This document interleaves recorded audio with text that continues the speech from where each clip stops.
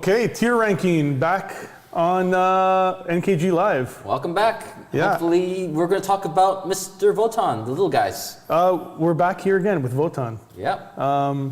They received we just recorded a little episode of Meta Show.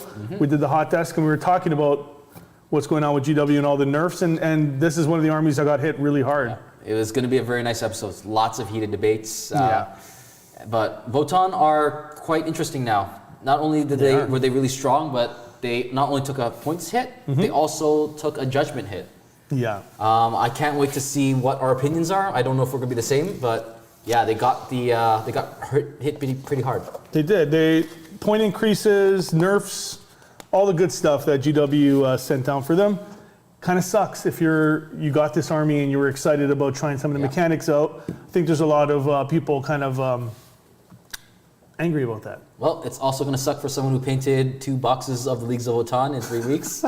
Hey, we're still using them. At least we used them. Some people are burning them, they said. Oh, man. But yeah, so I asked the guy, what league are you playing? He said, I'm playing Corn. League of Corn? Wait, He's not playing Votann anymore. He's just I see. got turned off. He's like, I'm playing Corn now. So yeah, some people overreacting. Maybe it's not an overreaction. Maybe there's going to be a big difference. We did rate these guys. I think it'll be a little bit different. They're still very good. Let's see if we'll be on the point like last time. I think last time we were a little bit harsh on some of the units. I think they're a lot better than they were, but we got more play testing in, so we can give you a better idea of what we think of these guys. Let's start with the Destined. Uthar.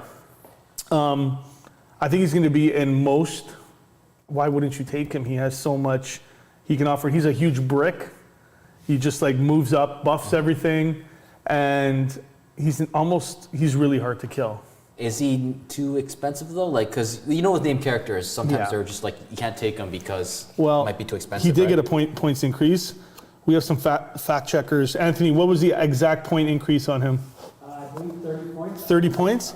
I still think he's worth it because he's like Trajan in a lot of ways. Like, he's just so tough and he's just going to be there and buff everything around him.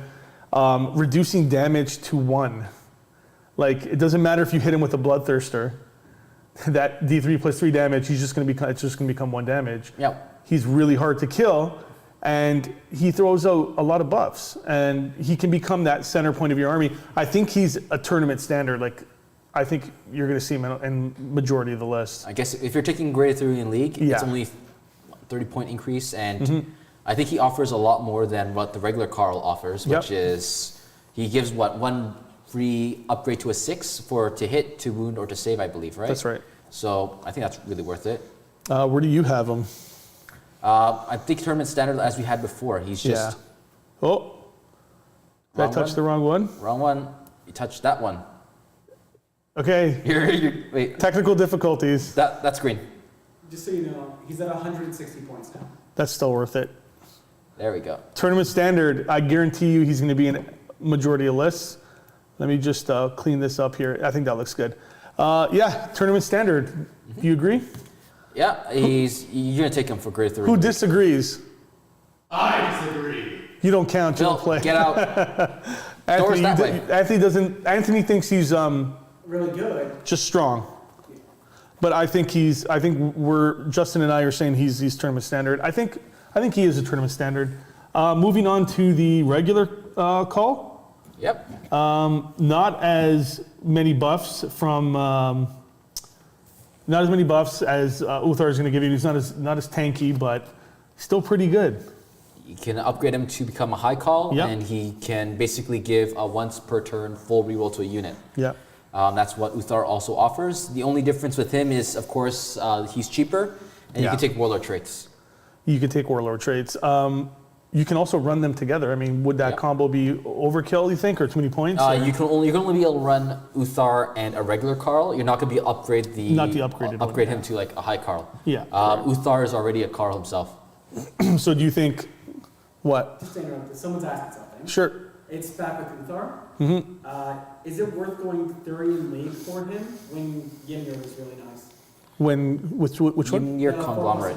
Oh, the 4+ invuln. Like I said, like if you're going to run Arthurian League, probably want to stick with Uthar. But I mean, other there's other leagues right now that are viable to use, and you might not need them. We discussed this before in our other video about the other going other toughness ones. or going the. Yeah. What do you think on that? Well, I think that in terms of survivability, the Carl already offers a lot. He gives a 5+ invuln to everyone around him. That's core, I think.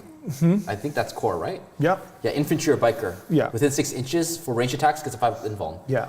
Like boosting it up to a 4+ is good, but you're losing a lot from Greater Thurian League, which I think is still a very strong league to take.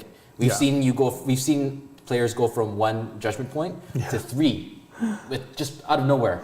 I played a game against Anthony. It's going to be the Halloween episode, and I was like, I played against him before, but now with Thurian League, he was just like auto 3s on everything. I was like, is it that easy? Yeah, apparently it is. He gave your I'm not going to spoil it, but he gave your models a run for their money. Oh yeah, I mean their shooting is still really good. I don't know what people are crying about. I don't want to say they're crying. They could be. I mean, they're justified to be angry to get a big nerf like that. It's annoying, especially when you buy a big army. I did hear, in terms of going back to Judgment, even Anthony says, even with the nerfs, it still does a lot of damage with, especially just regular bolter fire from Hearthkin, which we'll talk about after. So what do you think? I think he's going into strong or situational. Well, if you're not I guess the HQ slot for the Votann is pretty thick, right? You got the Grimnir still. We still got the Iron Master. Yeah. It's like taking a captain for Space Marines. Like it's not always needed, but he also doesn't have the mobility to like deal as much damage as a captain.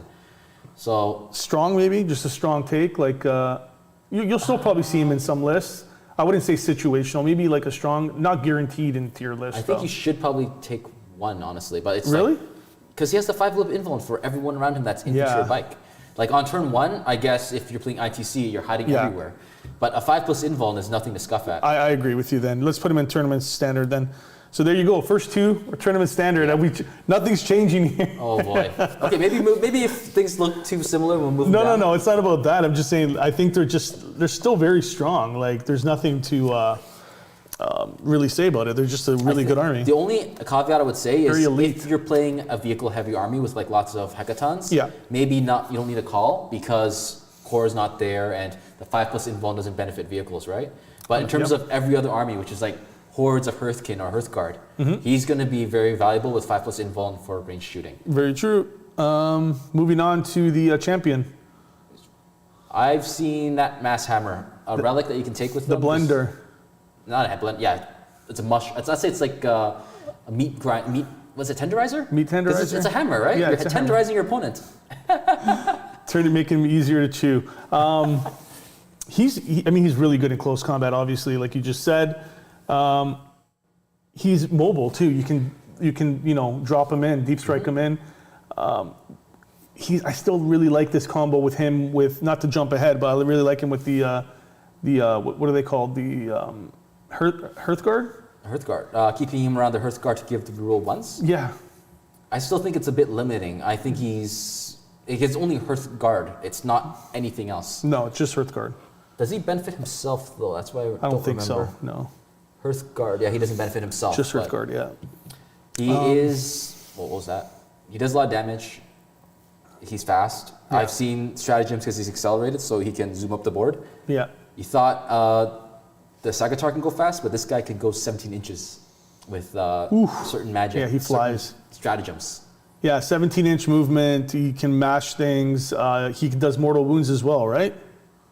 If Anthony? you take the relic. With the relic, he does mortals. Is someone suggesting other combos with him, like the axe with the warlord trait for +1 damage and sight to sight? Yeah, I've seen that. Yeah, that is good as well. He's very useful.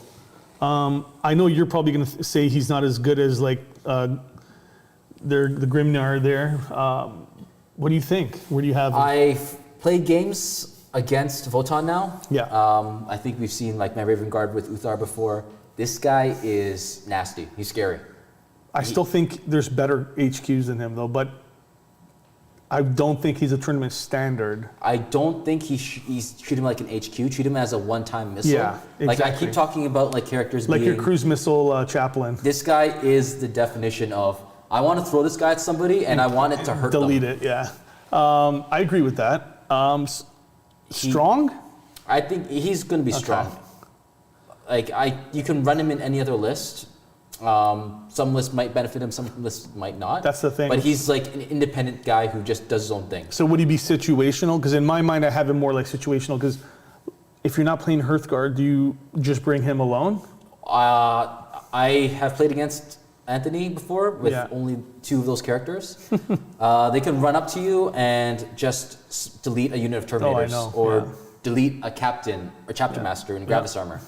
But that's all he's really going to do. He's just there to delete things. He just nukes stuff. He's not that expensive either for like, it's like what, 140, 150 points? And he probably went up in points, right? But you're going to have to invest a lot of points of command points into giving the relics and warlord traits. So it's an investment and just to have him be like really strong. Yep. 110 points 110, only? that's pretty good. That's really cheap. I still like my strat with bringing him around with the Hearthguard, but I haven't tried it or I haven't played against it yet. So I think he's, even with the Hearthguard, strong. You don't even need him. Okay. He's just, that's just that a bonus of benefiting the Hearthguard, I think is just, that's what it is. It's a bonus. He's just there to just be there and be an annoying little turtle. I agree.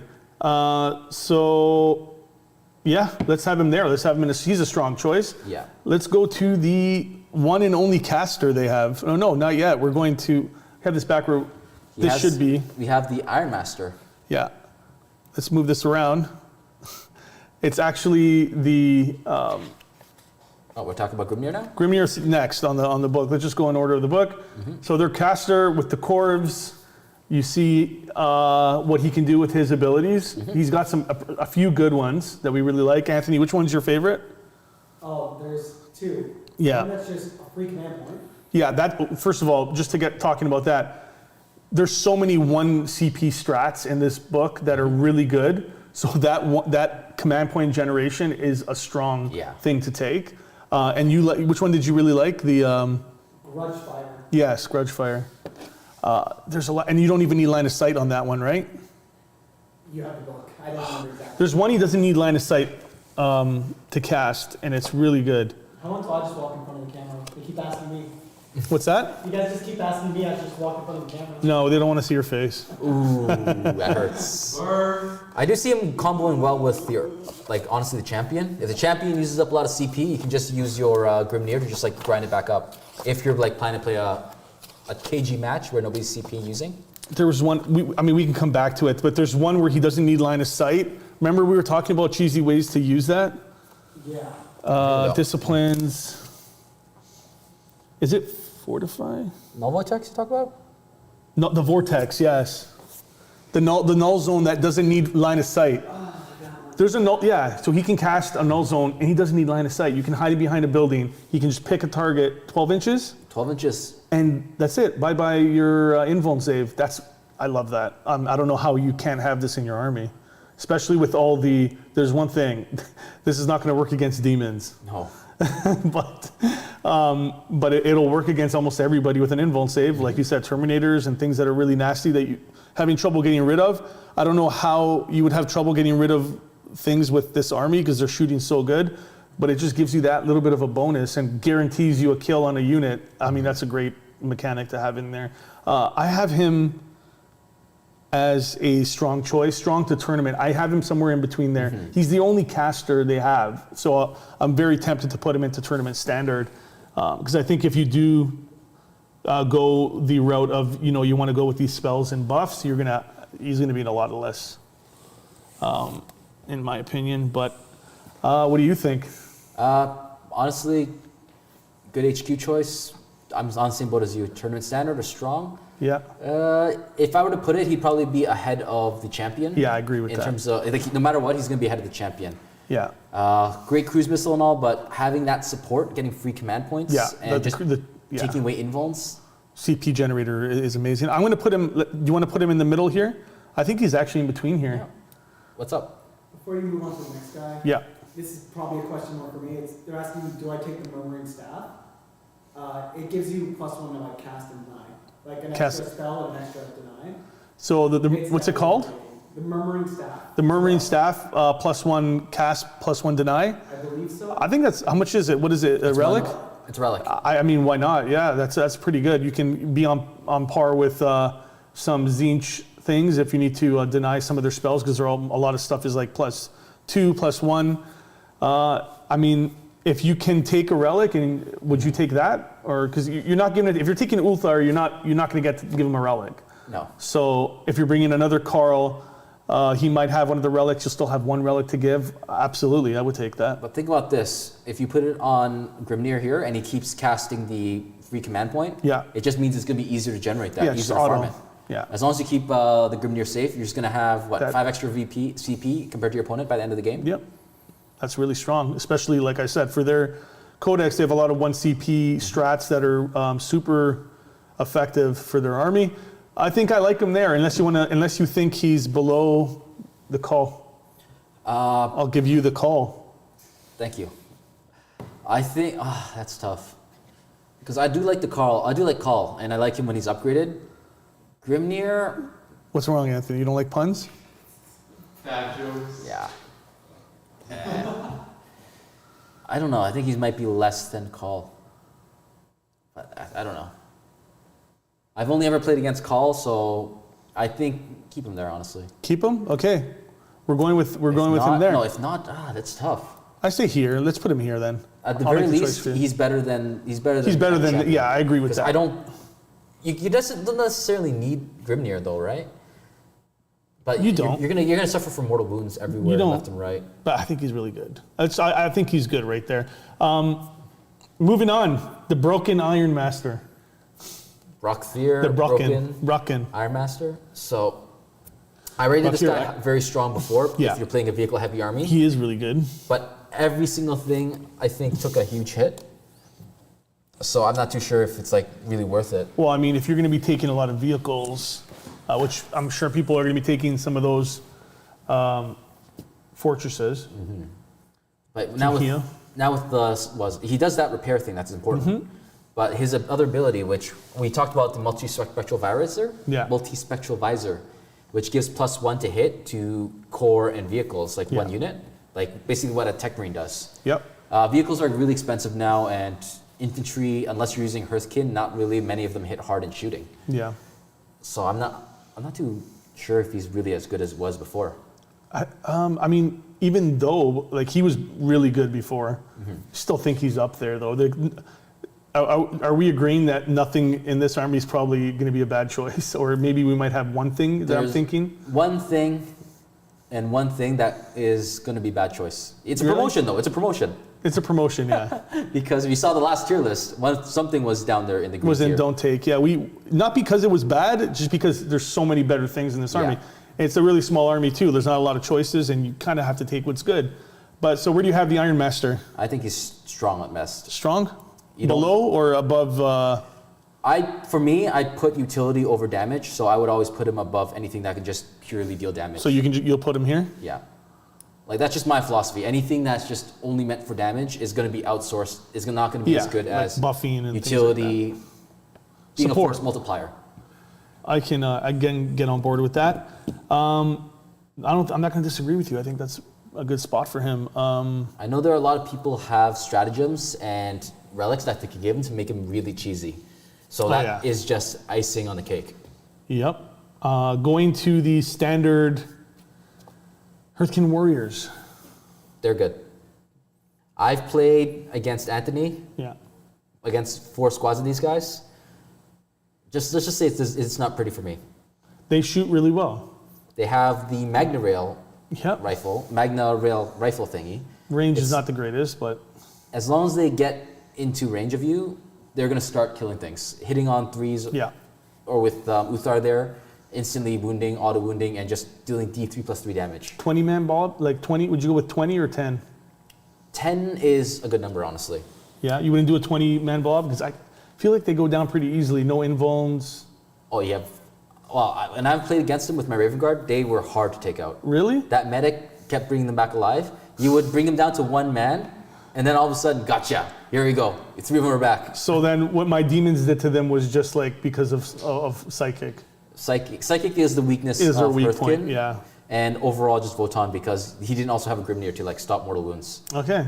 Yeah, that's very true as well. They can't really stop psychic powers, so I kind of. So I think let's not spoil the game that we had, but they don't deal well with. I think they're just like situational. I don't think they're that good. Like their shooting's decent. They're not a bad troop choice, but you don't need to like. You can work even go Vanguard or go like something that you don't need to take troops. You're right. Because your bikes, I love the bikes. We're going to be getting up to the bikes soon, but they are objective secured, and you can spam 18 of those. They're tougher. Like you said, with certain leagues, you can up their toughness. You can make them even harder to kill, but just spamming out shots as well. But one thing this army does suffer against is volume of fire. Like I think Eldar really counter them really well. I think demons counter them really well. But let's not get into the whole meta talk of it. But where do you have them? I have them as situational. So for my that counter reason take, alone. my counter take here, the magic number against Hearthkin is 29 inches. They are predictable because with the Magna Rail, you know that's 24 inches. They can move at most 5 extra inches. Yep. 29. Stay 30 inches away and you're going to be happy. So I do see where you're coming from. These guys are going to be predictable to fight against. Yeah. Like if you also have line of sight blocking terrain, these guys become very, very difficult to use. That's why I'm like not totally sold on the 20-man blob. Just so clunky to move up. Yeah.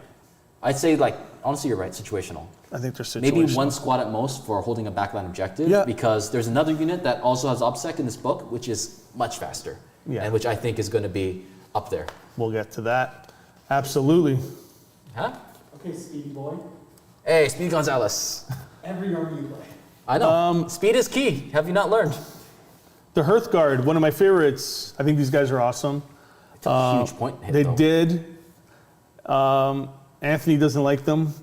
I don't know why. He's biased. Maybe he just likes playing his bikes. I like the bikes as well. Where do you have these guys? They're tough. You can drop them in. They can come in and teleport. Mobility for this army is huge because they're freaking slow, man.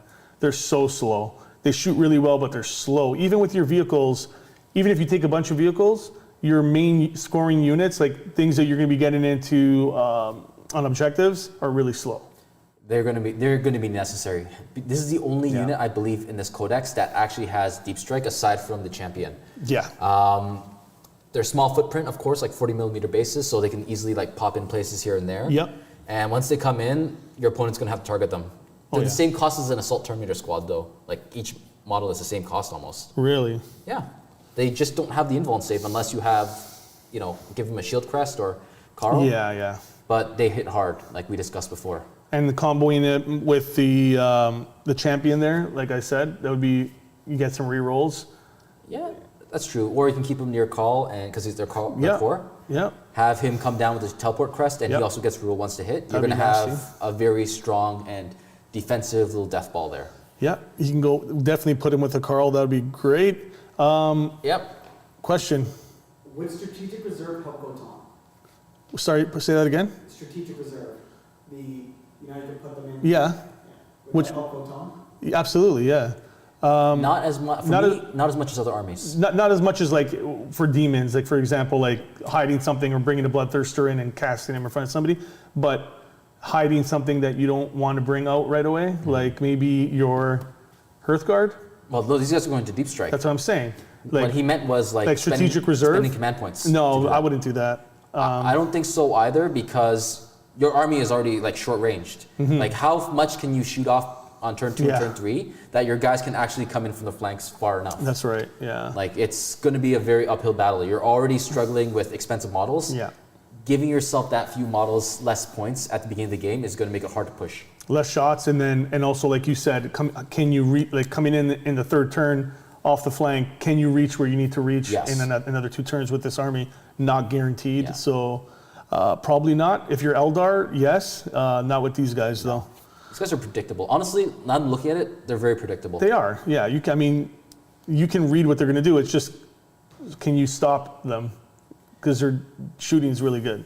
Yep. I honestly, Well, let's keep going back to Hearthguard, honestly. That was a nice Put a sidetrack. magnet rail right in your face. Bam. So where do you have these guys? They're going to be, I think they're really strong. I think the choice. tournament standards. Really? Yeah. I honestly think the tournament standards, because of the mobility, what we said, like the mobility issue with this army, being able to bring these guys in and through deep strike and just putting them somewhere you need is huge for them.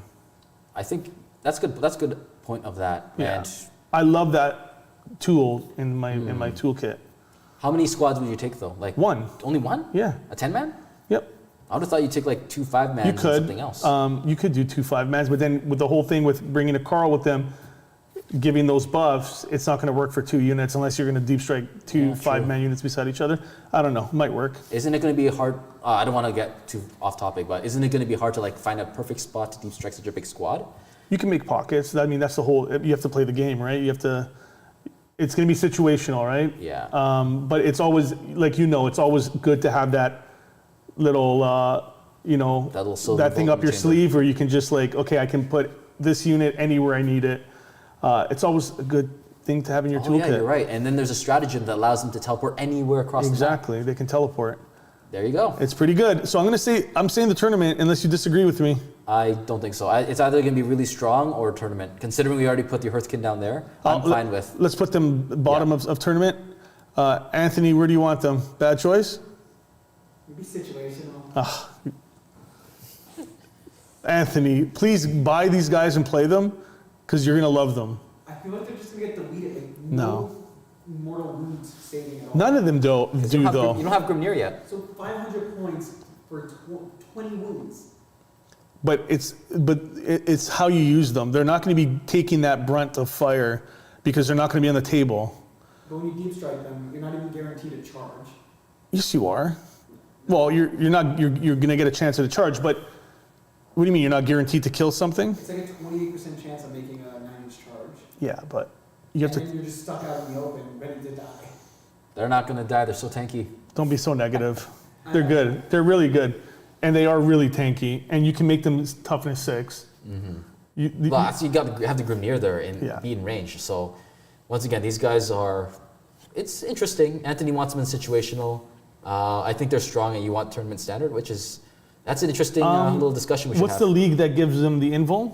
That's going to be Ymir Conglomerate. Conglomerate. You can go with that as well. Like if you go Ymir, you can give them an invul, and you can if you're worried about durability, you go like that direction with it. From playing the champion, I don't think they need the 4+ invuln. Now they don't need an invul. I think they need the extra toughness from the other league, plus the Grimnir to make them toughness 7. Yeah, T7. Yeah. You can do that. We talked about that. We talked about doing that. We talked about making the Fortress T9, right? Yeah. And how crazy that would be. But yeah, I think they're good. They're really good. Let's move on to the Berserks. Oh, I just realized they're called Berserks, not Berserks. Berserks? Berserks. Berserks. I thought the Berserks. Berserks. No, Berserk is Berser. No, that's Berserk. Yeah, that's what I was thinking. The Berserkers. No, it's Berserk. Yeah. It's with an R, right? They cut off like a letter. No, but like Berserk is spelled B-E-R. Yeah, you're This right. is just them making a little. Oh my goodness! I just realized that. They're making a pun. Chthonian. Intentional or mistake? I think it's intentional. I did not realize that. The reserves. Yeah. Berserks. They're Berserks. Berserks. Okay. Okay, it's naming conventions. All right. Okay. Let's see. What do you think? They are outshadowed by Hearthguard. They're not as fast. They hit They're- hard. Hit hard in combat though. Yeah, in combat. But are you really gonna be spending so many points? I think they're 33 points a model almost now. To have some guy with a 6+ save, 5 up, feel no pain. Yeah. I don't think they're worth it. I think they have the best. Well, their weapons are what? AP -2, AP -3. Yeah. They hit really hard. You can transport them around in some of those in the vehicle, in the fortress, Sagatars? in the Sagatars. Are you going to do that though? Are you going to be driving these guys around to, come out in combat while you sit on an objective? Too expensive. The vehicle's got a huge points hike as well. Yeah. So That's going to be a really expensive combo. if it was before the nerfs, I would say maybe put a 5-man squad in this in a Sagatar ATV. Yeah. So have him around. If the Sagatar dies, they have to deal with the squad. That'd be fun. But as of right now, too expensive, I think. So I agree with you. The expense is one thing, and I think there's better things in close combat anyways. Yeah. They're really good, but how can you deliver these guys? You can't. Sagatars, strategic reserves, but even then, when they come on the board, charge, fail, these guys are stuck there. I would say it's better if you have the HQ slots, take the champion almost the same points cost, tankier, more annoying. I played Matt a couple weeks ago, and he brought them in vehicles and started driving them around. Wasn't that effective as it sounds, but I don't know. I just think for me they're situational, or I think they're a really flawed choice. Really? Bad choice. I think they're a really flawed choice. You think they're bad? Do you know how much they went up? 8 points a month. Nobody can hear you. I'm telling you. So Anthony's telling us he went up 8 points a model, which is That's a lot. It's a lot. big, but everything's been taking a hike in this codex, so we can't use that as a reason to make them bad, because everything went up a lot of points. If we say that, then the fortress went up 70 points. Yeah, but is it still worth it to have a 5-man squad or that's this flimsy in terms of armor, and they do a lot of attacks. They're cheaper than your Hearthguard. But they're not as mobile though. They're not as you're mobile. paying for the mobility, you're paying for the armor. That's the thing. You're paying for the range weaponry as well, right? Yeah. Like even if it's not a thing. But these guys are like tanky, -1 damage for the Hearthguard. Yeah. These guys, they only have us 5 of Feel No Pain and 2 wounds each. 2 wounds each. So you're saying just delivery, because of the delivery is the main reason they're not like, we can't put them above situational here. I think they're either situational or bad, but honestly, these guys are not something I would personally take. Yeah. They require so many things, so many stars to align for them to work out. I agree. And you got to plan that list around that. So They are good though, like stat-wise. We're not saying they're bad, but stat-wise, they're great. They just don't work for, like, how do you deliver them? Yeah. The point value that they cost, and are they going to work every time you use them? Like, don't get me wrong. If this was in pre-nerf, where the vehicles were a little bit cheaper, delivery would be so much easier for them. I would be like on board with that. I was even thinking that, just having the ATVs, like you said with Matt, drive around with it, even if the ATV dies, drop out and just be a very annoying roadblock. Yep. But now with almost 30 points extra for the Sagatar, 8 points each extra, these guys. Yeah. 70 points for like a bare bones ATV with these guys. Yeah. Oh, when they were cheaper, they were pretty good. Yeah. Yeah. But now, and we didn't really like them back then. I was on the fence with them, but the fence, yeah. where I saw with the ATVs and just delivery, I was on board. Like being able to deliver a package like that to your opponent and just threatening them, I think that was amazing. They're like, what do we say? They were like Repentia on crack. Yeah, they were Repentia on crack. So yeah, I'll say they're situational. Like, let's just say they're spot on situational. They're obviously the worst out of what we have here. Pioneers, one of our favorites. I like them. Fast, pretty shooty. You can put you can put a cannon on the main guy. He gets an extra wound, 4 wounds on that bike. You can bring 18 of them for pretty cheap. They went up a little bit in points, but they're still relatively cheap. Before it was 18 for 500 points.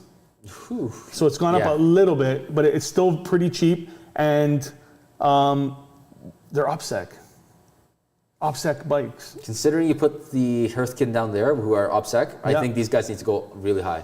Yeah, and they count as 2, right? Yes, they do. So that's amazing to have. How can you not say that they're tournament standards?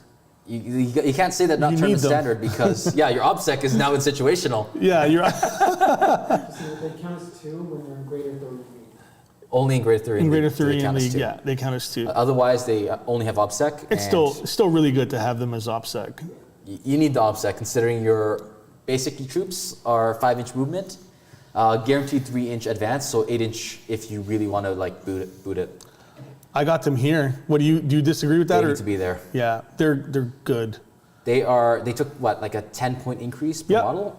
Which is 5-point increase. They're still so low. And they're still just amazing. Yeah, they're really, really good. 5 points is nothing for these guys. Are you kidding? They have so many shots, and the speed, like we said, speed is something this army needs right here. They can contest primaries. They can get to places that you need on the board, and they're relatively cheap. Yeah. So, yeah, In my all practice good points. games, Anthony with his Pioneers just bum rush to the objective. Yep. I don't have any obsec because I have to be careful with who I use. Yep. I lose the point instantly. I lose like almost 1 or 2 turns of an objective. Yeah, like our studio army, we have what, 6 bikes? Yep. We're gonna have 18 when it's all said and done.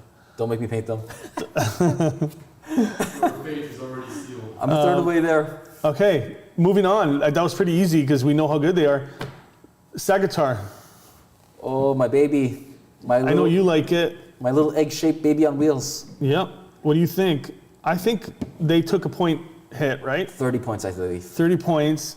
They were already around that area, but they were already like below the fortress, right? I think you guys put them, I think it was like situational. Yeah. So I think they're still there. I don't think there's nothing that's happened that make them better than what they were. If we're going to put a Hearthguard up a lot higher and they're going to be more usable, then the Sagatar might not have much of a use. Yeah. Like now it's become the point where before we wanted to spam lots of Hearthkin, but they took a points increase as well. So maybe the Sagatar is also expensive. You got to be finding ways to save points, and Hearthguard are one good way to do it. Absolutely, yeah. But Sagatar, it's fallen out of love. Out of love. We fell out of love. So let's go. Does it take the new bottom tier? Put it there. All right. I'm gonna miss you. you. It's still situational. It's just like this is crap. Votann situational. It's not crap. It's they're where they need to be with the Hearthguard and the Hearthkin and the Berserks. Yeah. Like how good is this unit if it was Space Marines? No. Well, everything that it transports, these two guys, the Hearthkin and the are not there. Are both situational. So might as well put it there. They're transportation situational as well. Yeah, exactly. You see our train of thought here. Yep. There's 2 units left. This is a huge army. Like we just got off a Demons one with 50 million things, and then people were like, "You left this out. You left that out." I'm like, "Sorry, we have no more space left." But yeah, these guys, in my opinion, I might get some people getting angry at me. I think they're a bad choice. They were there last time too. Thunderkin. I think we put them as don't take. I'm going to say a bad choice. Oh, so they get a promotion now. They're going to get a slight promotion because they do shoot pretty well. And the thing that you would have taken, in my mind, over them is the Land Fortress. But now the Land Fortress took a big point increase. You're right about that. You can't bring 3 Land Fortresses. You can. You're going to be paying, what, 70 points each base for each one of them? For the Land Fortress? Yeah. They're not 300. Before they were 235? Yeah, so if you're gonna take 3 Land Fortresses, it's a huge increase. But they're still good. It's just a lot more expensive. Yeah. So maybe these guys become more viable now. In my mind, that's what I'm thinking. I do see that. Yeah. When we're talking about strategic reserves, these guys might be a good choice to put in. Yeah. Their weapons are not heavy, so when they come out of reserve, they come out shooting with their hunter weapons, no penalty. No. And then if they need any buffs, you can have Call there, you can have other characters there to buff them as well. Yeah. I do think now that I'm looking at from strategic reserves, these guys might actually have a place. Really? They are quite expensive still, and after they come in, it's going to be annoying to move them around. It could be, yes.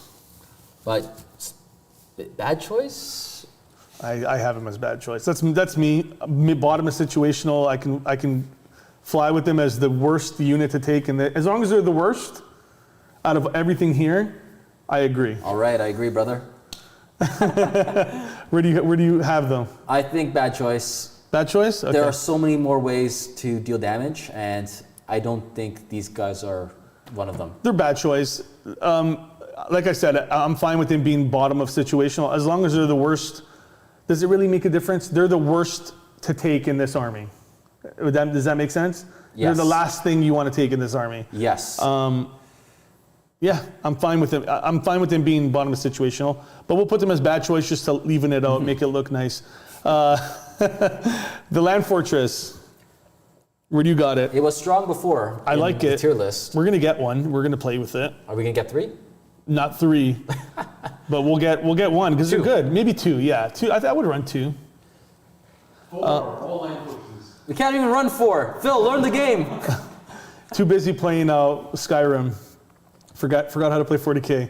Let's bring 6. Exactly. I like it. Thank you, my sanity. All right, so should we deploy him right here in situational? I think maybe top of situational. Phil, that better not be an Among Us behind me. What? What? It's not. Okay. That's not our Votann. Oh, okay. Oh my god. Oh, those are Votann? Oh my goodness. So they're Among Us, basically. Oh my goodness. Little among us. He was hiding in Among Us while we were doing a battle report, and it was we kept seeing it popping up in the background. So we're like, get this guy out of here, and I just booted him. But so Fortress, Land Fortress, 300 points. 300 at points, minimum. 70 points increase. Still has big guns that hurt a lot. The gun got nerfed itself. You want to talk about that a little bit for people that don't know what happened with Votann? Yes. So with Judgment, whenever you get the tokens, it's not an automatic 6 to wound as it was before. Whenever you get, one Judgment token is a 6, 2 is 5, and 3 is 4+ to hit, automatically wounds. Yeah. It's now just a wound. You don't know what number it is, it's just a wound. What the heck? Camera getting hot. 1 second. Camera's hot. Oh my. Okay, I'm gonna go and make where's the camera off? 1 second. Justin's just getting a little too saucy for the camera. Oh boy. The camera's offended. Yeah, we're talking about the big boy in the room. We're talking about the elephant in the room. It's the last one, luckily. Yeah. We're talking about the Hecaton Fortress. We did just film a battle desk talk around for about an hour because we were getting heated, and the camera got heated with us. Oh boy. Too hot, too hot. Damn. So if this explodes, you know what happened to us. Yep, we rolled a 1. We rolled a 1. We rolled a 1 and we did D3 mortal wounds to each other, so Phil's dead. Okay, the camera should be back up. I'm just going to reset it. But yeah, There we go, we're good. That's how Judgment works now. So that means Magna Rail rifles, if you end up rolling a 6 at minimum, you're going to end up with no penetrating shots. You're still going to get the ignore invuln, but no splash damage. Yeah. It hurts a lot of Magna Rail weapons a lot because once you start getting to mid and late game, they become less powerful. But it doesn't really hurt units of Hearthkin with their gazillion number of shots from the bolters. As Anthony said, this is his math by the way, and I'm not too sure how good he is. It's 500% increase in damage. For some stuff, yeah. For most stuff, is what he tells me. 500. Okay, we have to wrap this up because the camera is hot. We've been running for like 3 hours. Okay. Let me just say, Judgments is an active debuff for Magna Rails. So you're saying Judgment is amazing. Hey, you don't have the mic on you. You don't got the mic. I can say whatever you want. Okay, so Anthony loves Magna Rails. So Anthony, what you're saying is you want to put the Hecaton in tournament standard. I'm being gaslit. Okay, so where do we have this guy? Bottom of situational? I'd say he's a little bit better than the Sagittara. I think he's like there. Right here? No, that's way too good. Maybe Right there. here? Okay. So that's our tier ranking for the new Votann post-nerf. Is it off? And that is it. Yep. Anything else you want to say? Closing thoughts? No, I still think you're going to lose a lot of mileage on this. I think Yeah. our kit went from 1,000 points with 2 boxes to 1,500. Yeah, the points went up a lot, but this camera, it's going to drive me crazy. Sorry, Anthony. guys. 1 second. Yeah, I'll just go blow on it. Oh my God, Anthony, did you just say that? You blow on the camera? Oh, my God. All right, we're going to wrap it up after this. Just give us 2 Yep. seconds. I think Votann may have got, I don't know what pre-Votann looked like, the nerf, but right now they're looking very small. Smooth. They're looking like a very small army. Hey, hey, There's- stop that. Okay. This is why Anthony and Phil are banned from live streams. But anyways, we'll see you guys next time. This is the new Votann tier ranking. Thanks for joining us. We're Northern Knights Gaming. Remember to like, comment, subscribe. Stay tuned for a big battle report coming up, and